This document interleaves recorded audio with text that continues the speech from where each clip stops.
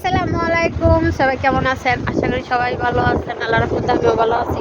বাইরে প্রচুর ঠান্ডা বাতাস, সাগর পাড়ে এসে ঘুরতে বাসার সাইডে দেখেন মেঘলা মেঘলা ভাব, সাগরে প্রচুর ঢেউ। আর আজকে মেহমান আসছে, আমার ফ্রেন্ড আসছে, যাকে আমি ঝালমুড়ি খাওয়াই দিছি আর যে আমাকে ঝালমুড়ি খাওয়াই দিছে। গত কয়েকদিন আগে ভাবি আসছিল, তো এরকম ভাবি ক্যামেরার সামনে আসতে চায় নাই, তাকে ক্যামেরার সামনে আনা হয় নাই। তা আমার ফ্রেন্ড তো অবশ্যই আমার সাথে ক্যামেরার সামনে আসবে। এই যে ঝালমুড়ি ওলি। আসসালামু আলাইকুম, কি খবর? ভালো আছে? দিনকাল ভালো লাগতেছে? আমার গাইজকেও কিন্তু কিছু কন। আর কি খবর? তো সাগর পরে আসলাম, কাজ ডিউটি শেষ করছি, ডিউটি শেষ করে রুমে এসে রান্না বান্না করলাম। ভাবলাম একটু সাগর পাড়ে ঘুরে আর কি রান্না বান্না করছি অবশ্যই শেয়ার করবো, কিন্তু রান্না তো করছি আমি, খাইয়া স্বাদের কথা বলবো উনি যদি বলে স্বাদ হয়েছে তার মানে স্বাদ হয়েছে। তো চলেন দেখা যাক কি রান্না বান্না করছি, অবশ্যই শেয়ার করবো, খাওয়ার সময় তো অবশ্যই শেয়ার করবো। রিভিউ না দিলে চলবে না, আমি যেহেতু পাক করছি আপনাকে তো রিভিউ দিতেই হবে, তাই না? তো ইনশাল্লাহ আলাদা ছেলে কালকে আরেকটা ভিডিও আসতে পারে, আমরা ঘুরতে পারবো, তাই না? কোন কোন জায়গায় ঘুরতে যাই অবশ্যই আপনাদের সাথে শেয়ার করব। আর বিশেষ করে আমাদের জন্য দোয়া করবেন, বিশেষ করে আমার সোনা পাখিটার জন্য দোয়া করবেন, ফ্রেন্ডের জন্য দোয়া করবেন।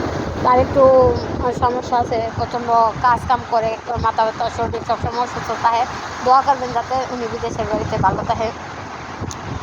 তো খাওয়ার প্লেটে দেখা হইতেছে, কি খাই কি করি অবশ্যই শেয়ার করব। মুরগির মাংস বোনা, শক্ত ককটেল মুরগি, চিংড়ি মাছ দা, লাউ, ধনিয়া পাতা দিয়ে। এ হয়েছে কুমলি শাক না কলমির শাক, টুকু মনে নাই, কলমির শাক। সাথে বসি দিয়ে ধরা মাছ, মশমশা চিপসের মতন খালি খাইবে বলা। তো এই তো সবাই মিলে খাওয়া দাওয়া করতে বসে গেছি, শাক ভাজি নিলাম, সাথে ডিম আছে, ডিম ভাজি করলাম। আমার কাছে সেই ফাইন লাগতেছে, অনেক স্বাদ হয়েছে, এত স্বাদ হয়েছে কে অনেক আগে খাইছি তো অনেক স্বাদ, মানে এখন খাইতেছে অনেক স্বাদ লাগতেছে। আমার কাছে সেই ফাইন লাগতেছে, এত স্বাদ লাগতেছে আজকে, স্বাদ লাগতেছে, অনেক স্বাদ লাগতেছে কলমির শাক। আর এই যে হ্যাঁ, আর শসা খাইতেছি, বাংলাদেশের শসা। এটা তো লেবাননের শসা, বাংলাদেশের না। এটা কইতাছি বাংলাদেশে তো শসা কয়, লেবাননে না, কি আর কয়, তাই না? হ্যাঁ। তো শাক কেমন হয়েছে? মাশাআল্লাহ অনেক ভালো হয়েছে, সেই স্বাদ লাগতেছে। এই যে লাল শাক, মামি এটা নিজের হাতে লাগাইছেন না খেতে? হ্যাঁ, এটা লাগাইছি, লাল শাক লাগাইছি, দেখেন দেখি খাই। লাল শাক দেখাইতেছে, হ্যাঁ, লাল শাক অনেক মজা হয়েছে, সেই স্বাদ হয়েছে, আমার কাছে সেই ফাইন লাগতেছে, এত স্বাদ কে লাল শাক। লাল শাকটা ফাইন হয়েছে কোন কারণে জানেন? হাতে লাগানো, এই কারণে বাড়ির মানে আমি সবসময় দোকান দেখি না খাই, আর হাতে লাগানোটা স্বাদ দিলে তো স্বাদ জায়গা, সেই স্বাদ।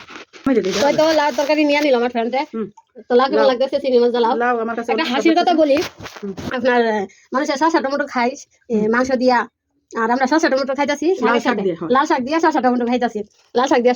তো এই তো মুরগির মাংস রান্না করলাম, শক্ত মুরগি, আমি ট্রাই করি আগে দিয়া। আমারও দেন। খাওয়া রান্না কেমন হয়েছে কোন?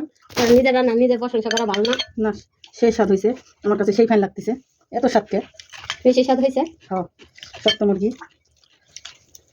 সেই স্বাদ তরকারি, আর মুরগি দিয়ে শসা টমেটো নাই। আমার খালু আছে, তারপরে আমার মামু আছে, মামু আর খালু মনে করেন নলার উপর নলা, তার উপর নলা দিতেই আছে, তাহলে বুঝেন কেমন স্বাদ হয়েছে। মামু ভাগ্নে মিলে নলা মারতেছে। হ্যাঁ, আর আমার মরার মুখটার মধ্যে রুচি নাই, বাইরে বা কি কইতাম বোনেরা, কদ্দুর লেবু টেবু হলে গুলা খাইতে পারি, মরার মুখটা রুচি গেছে গা, তাও মনে করেন সেই স্বাদ হয়েছে। তো আমরা খাওয়া দাওয়া করি, সবাই ভালো থাকবেন, সুস্থ থাকবেন, আল্লাহ হাফেজ।